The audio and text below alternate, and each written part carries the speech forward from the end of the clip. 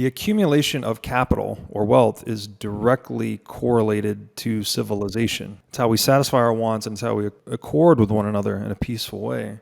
Taxation and inflation, we've been kind of trapped in this situation where we need to have an institution that preserves the relationship between owners and their assets, such that if someone steals your car, you have a title to your car and you can call a political apparatus or a police department and say, hey, my car was stolen. Here's the document certifying my rightful relationship to this car. I want to get it back now, right? And so we can bring force to bear to resolve the violation of your property. We've innovated around that problem historically through the creation of the state. The state basically is that monopoly on violence that we use to resolve conflicts over private property. The problem, though, is that authority also arrogates itself the monopoly to violate private property, which is to impose taxation, also to monopolize the money so they can impose inflation, which is another form of taxation. So you have this one organization in human history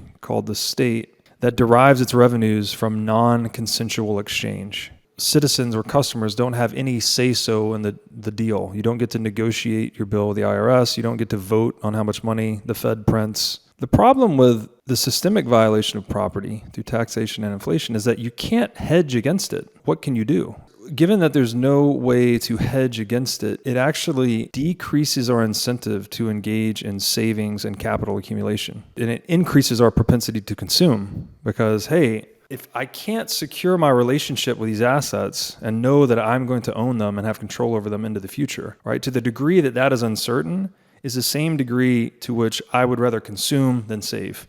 These unhedgeable forms of theft, they reduce the sphere of concern for people. There's more uncertainty, so I can't plan as far into the future, which means I'm more likely to consume, less likely to save.